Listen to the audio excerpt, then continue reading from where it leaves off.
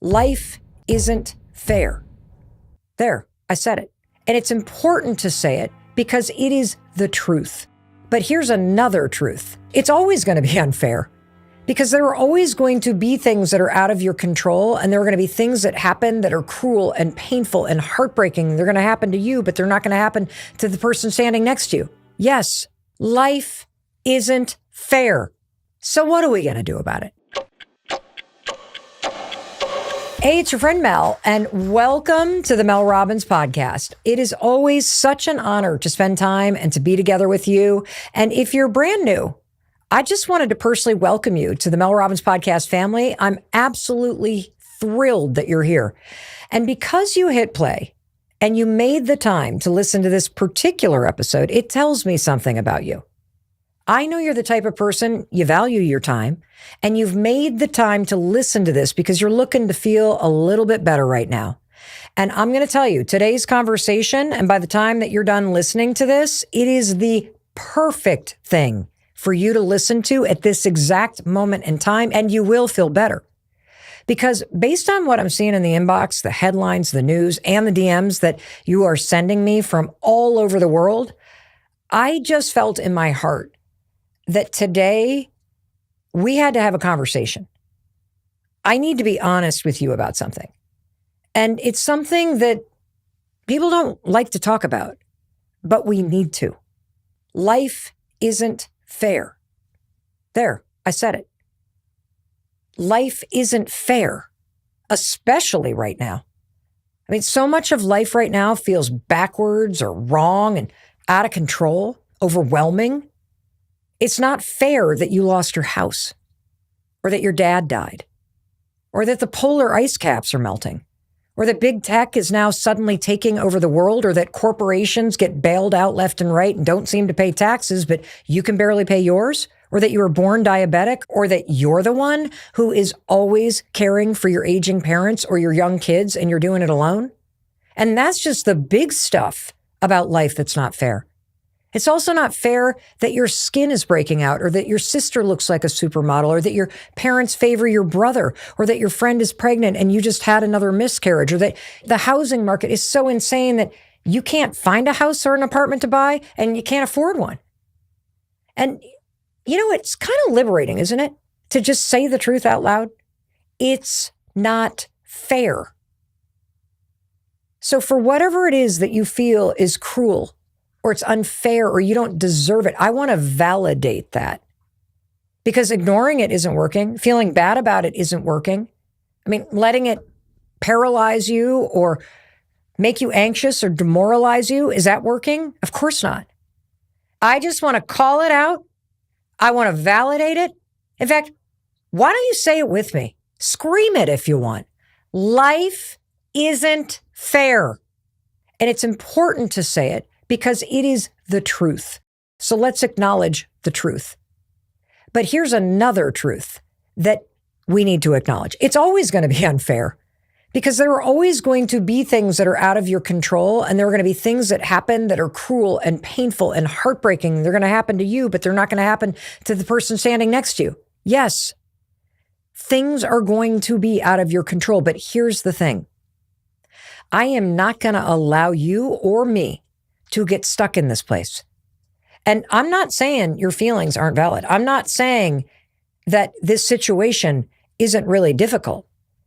I'm not saying that it's not valid to feel overwhelmed or scared, or this sense of like, why me? Why is this happening to me?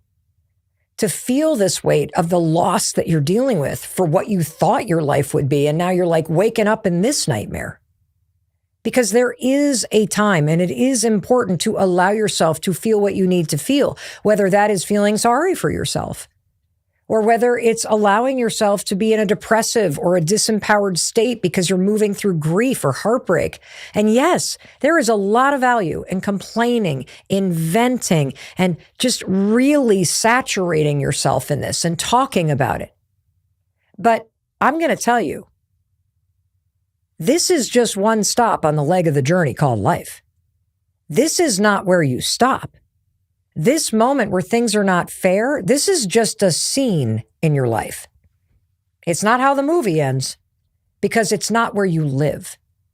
And today, I'm going to remind you of another fact, an important fact, a powerful fact, a fact that is so much more powerful than life is unfair. Because the fact is that no matter what is happening around you, you have the power within you to face it.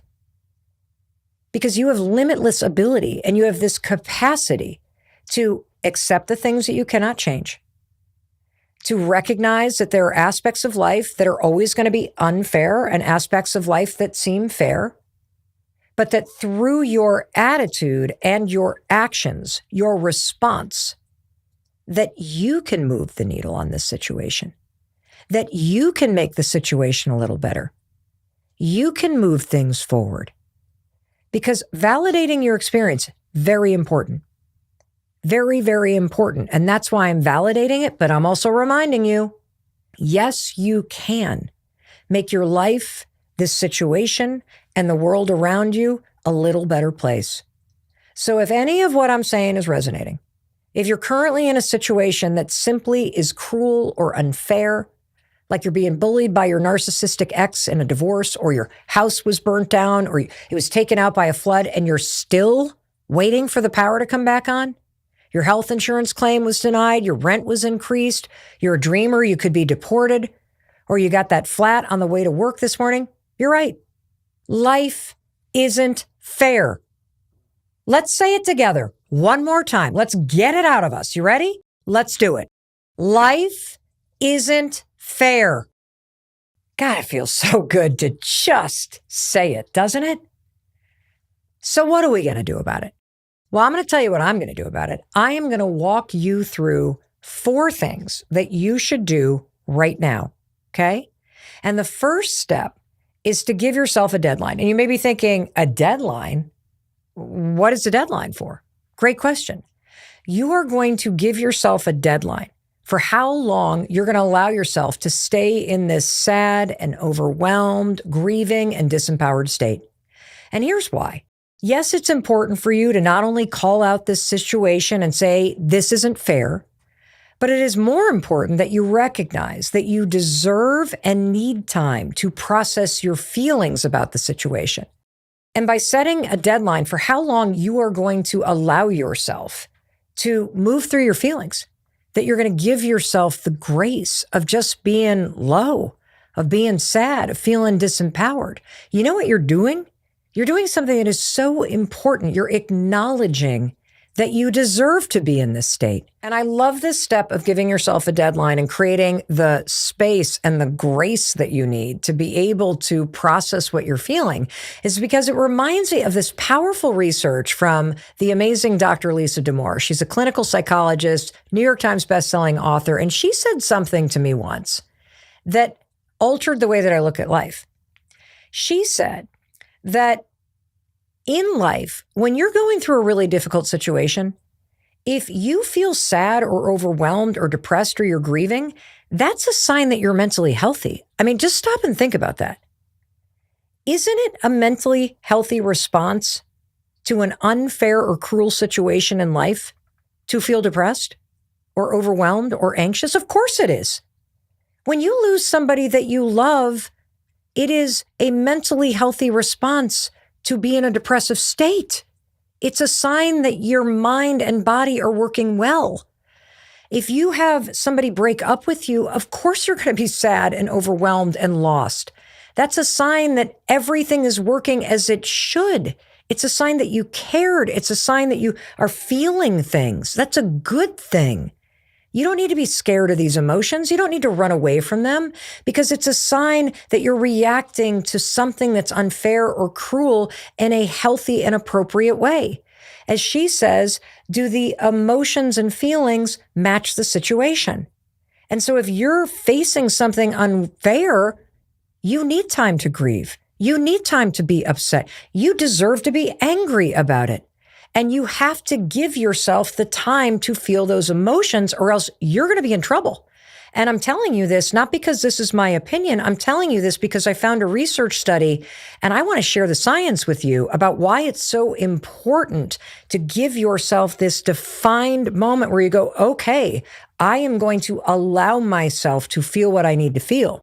After 9/11, researchers at UC Irvine did a study on how people across the United States were coping with the trauma of this mass tragedy. And they found that even 6 months after the attack, so many people were still experiencing heightened anxiety, post-traumatic stress symptoms. Of course they were. But what made a big difference, though, was how people coped with those feelings immediately after the 9/11 attack. See, the people who took active steps to manage their emotions, like seeking support, planning ways to move forward, and finding ways to process what happened, they were able to heal much faster. And that last piece, finding ways to process what happened, that's what we're doing by setting a deadline. You're actually intentionally in time saying, I have to find ways to process what happened. So I'm going to give myself this defined space to do it.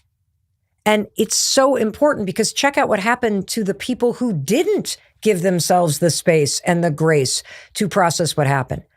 Well, they found the worst thing that you could do, like the worst thing, was to shove the emotions down, to just try to move on, to deny yourself the time to feel the emotions, to try to distract yourself, to get back to work, to just kind of pull up your big girl panties and move on, to kind of give up. You want to know what happened to the people who did that, who didn't give the space to manage and like process these emotions? They were still experiencing PTSD and anxiety symptoms months and years after 9/11. See, your emotions and feelings and all that stored tension, it doesn't go anywhere if you shove it down. It just builds up. That's why if you're in a situation where life is unfair or something cruel has just happened or you're overwhelmed or you're just feeling like you can't catch a break, you have to give yourself time to feel what you need to feel. And that's exactly why step one is give it a deadline, because it creates the space for you to do what you need to do, to not run from these emotions, but to acknowledge them and say, wow, I'm actually mentally healthy because I'm responding to this overwhelming situation with these overwhelming feelings. And managing your emotions by seeking support, processing what happened, planning ways to move forward. That's what's going to allow you to move forward, because it's not time that actually heals. It's what you do with that time that matters. And that's what we're talking about. So let's first create the time, because I'm not just suggesting that you do it. I am telling you this is what the science and the research says, and I want you to benefit from it. And I know you're thinking, Mel, how do I even know how long I need to give myself? Well, the answer is it depends on you, and it depends on the situation that you're in, and it depends on like the emotions that you're feeling. And I don't really care as much about how long the deadline needs to be or what the exact date is. That's not really what matters. What truly matters is the intentional act of acknowledging this is unfair and cruel, and then acknowledging that you have appropriate feelings. Of course you would in response to this, and then acknowledging that you need the space and you need some time to allow those feelings to rise and fall, to allow yourself the time to process what you actually are going through. And I want to give you some just kind of rules of thumb or some of the research from what the experts say. Like, for example, when I was researching the let them theory and I was talking to a lot of psychologists and psychiatrists, the research shows that after somebody breaks up with you, it takes people about 11 weeks before they start feeling better.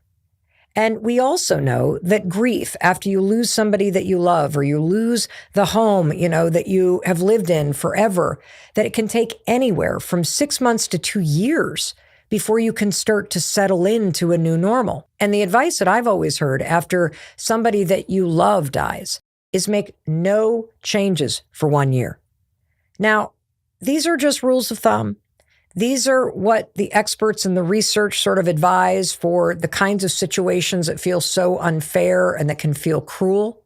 And yeah, it may take you a little longer than 11 weeks. It might take you a little less, but you need to give yourself a date. And the other thing that I love about setting a date is that it's a sign to you in a calendar that this is not going to take over your life, because it doesn't have to. What I'm recommending is something else. I'm recommending that you give yourself permission, and you also set this date so you know this chapter ends. This scene is going to be over. The movie is going to go on, and you are going to be okay. That there is an end to this. But while we're in it, let's be in it. Let's play the sad songs. Let's be in a depressive state. Let's live in our pajamas. Let's cry. Let's wallow. Give yourself permission, if you have to scream into that pillow. It's not fair.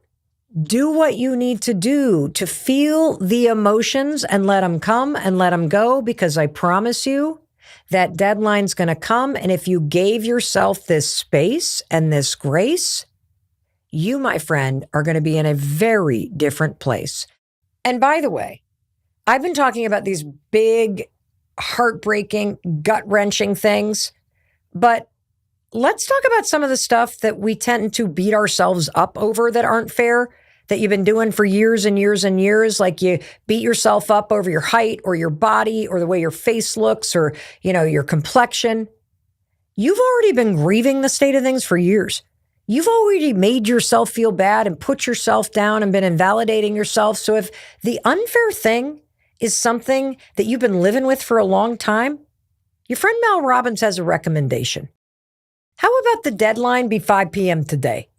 Because the wallowing has been going on for long enough, and it is time to move on. And the wallowing, we know, is no longer helping you change this situation. It's not making a positive dent in the situation. It just makes you feel bad. It's chipped away at your confidence. It's made you feel disempowered. And the deadline I want you to give yourself is tonight at 5 p.m. Because this scene in the movie, it's over. And we're going to move on. And that brings me to step number 2, which may seem simple. In fact, it might even seem a little stupid or obvious, but it's the most crucial. And a lot of people miss it, because if you don't do this step, you will never be able to move forward, and you're going to get trapped in this scene. And it's this: you have to accept what has happened. You need to accept reality. And you may be thinking right now, wait a minute, Mel.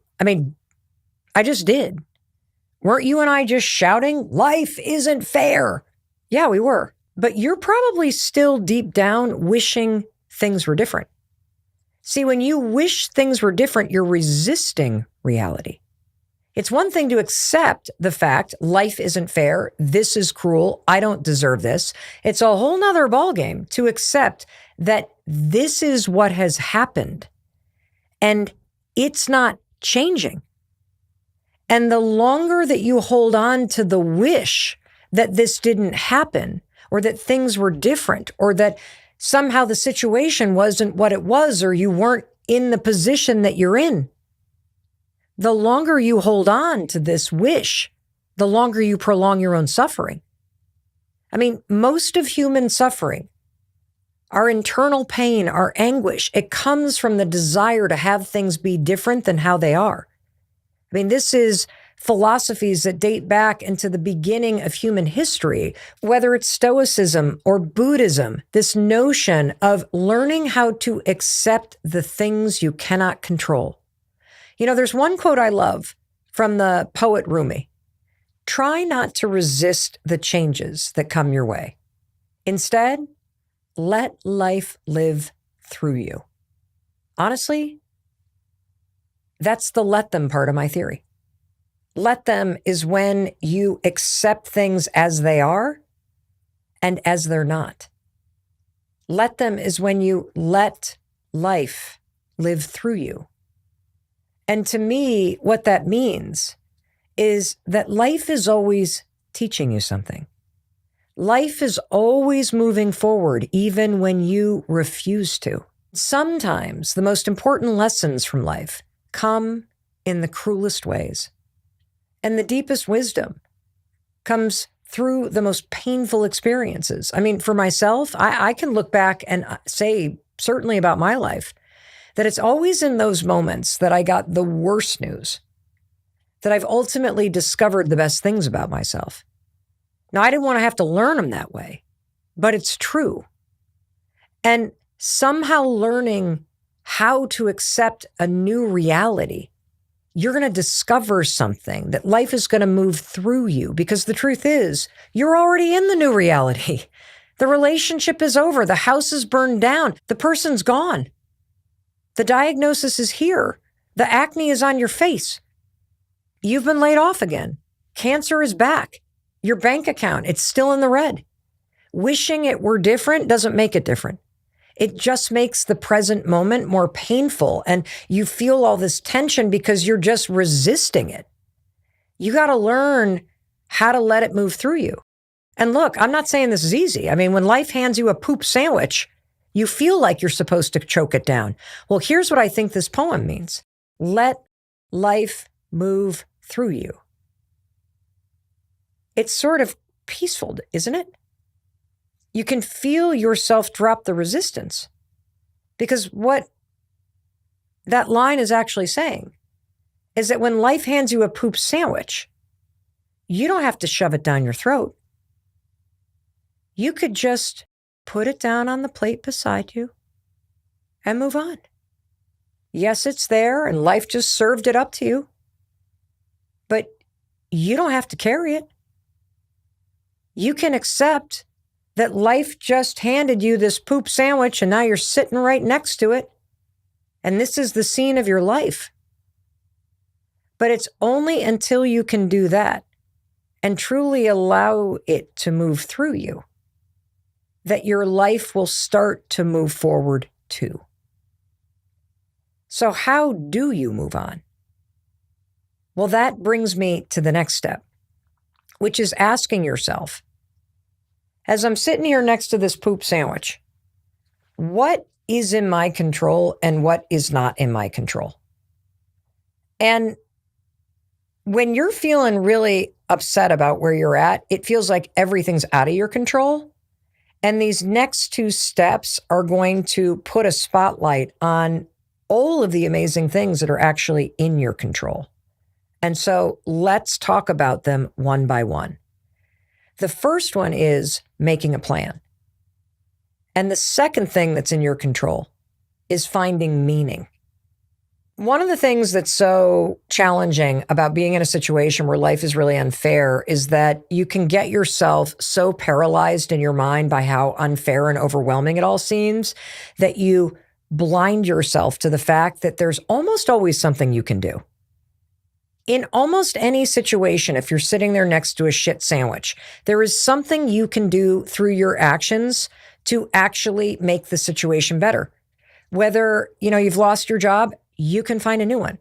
If you're in the red, I've been there, you can learn the skills of how you actually become more responsible with money, and you can start to chip away at your debt. In fact, there is so much information out in the world today that you are fully equipped in this super amazing way to simply go to the internet and don't type in life isn't fair. I want you to type in the situation that you're in. The cancer just came back. My marriage just ended. And then ask, what should I do? And you want to know what's going to come up? Like a bazillion videos and podcast episodes and books and blog articles all about people who have been in this situation sitting next to this shit sandwich who figured it out. And by watching those videos and by reading those articles and checking out those books at the library or hopping onto YouTube, you can make a plan. And here's one more hack that I think is absolutely incredible. Go to ChatGPT. And literally write in there, act like the world's best life coach and tell me exactly what I should do if I'm in a situation where XYZ happened and I feel it's very unfair and I feel hopeless and powerless. Tell me exactly what to do, create a plan every day for the next 30 days and give me the 5 things I need to do every day in order to change this situation. ChatGPT will spit out your plan in a nanosecond, and you want to know what? It's going to work. And one of the reasons why I'm telling you this is because it is very dangerous to allow yourself to stay in that state next to that shit sandwich, convincing yourself you have no choice but to eat it. It's not true.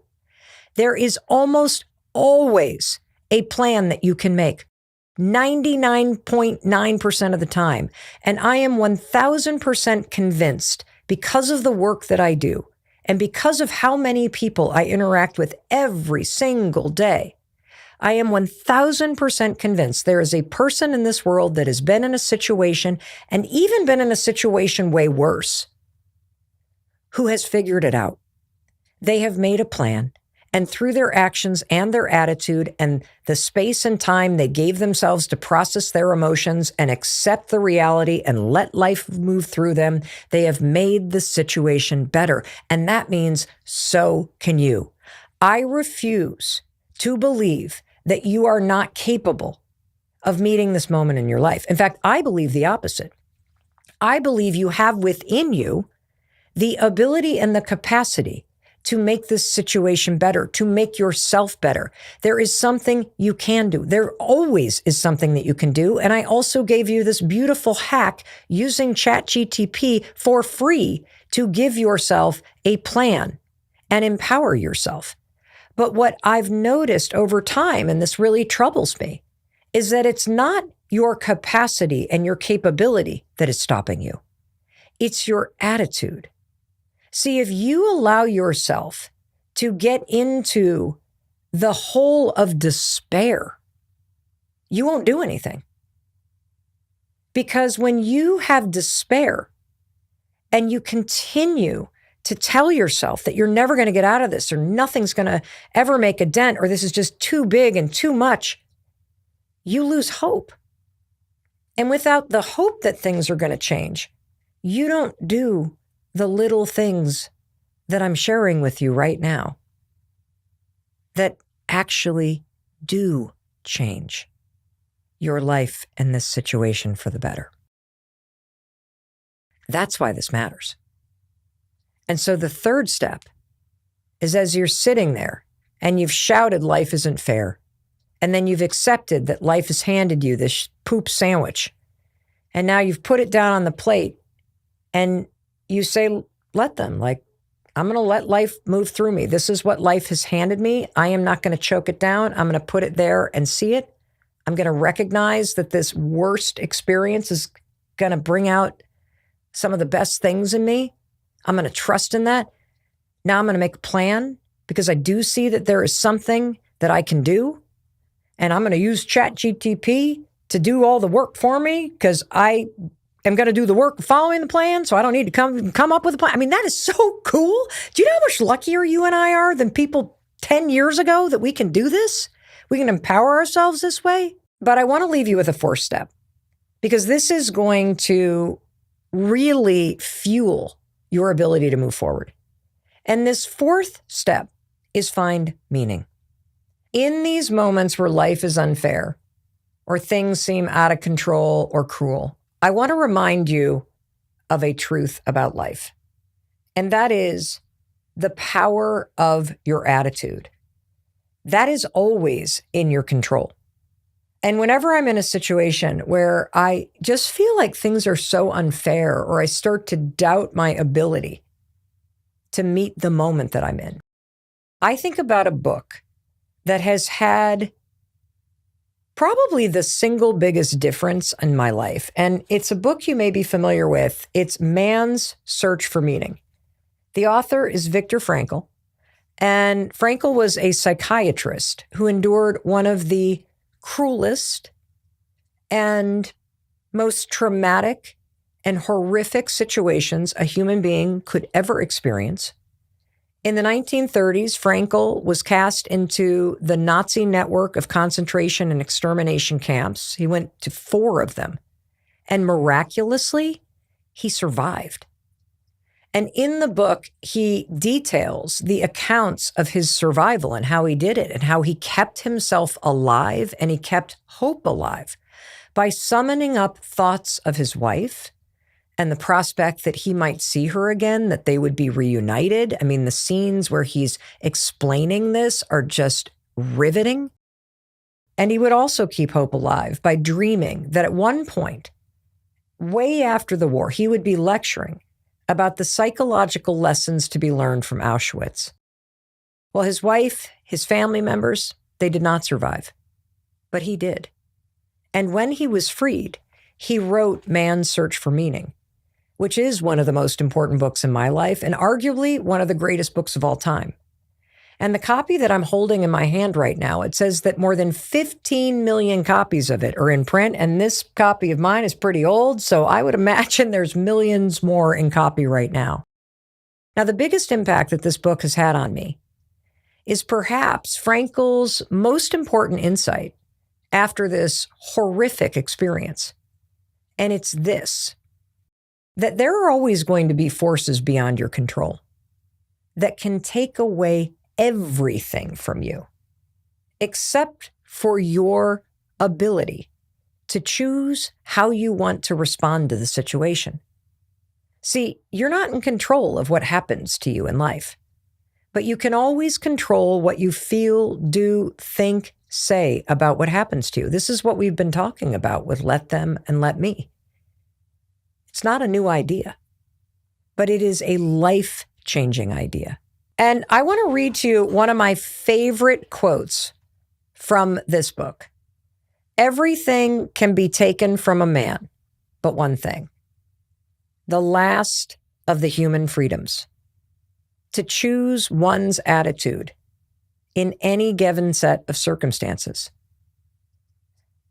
And he goes on to write, when we are no longer able to change a situation, we are challenged to change ourselves.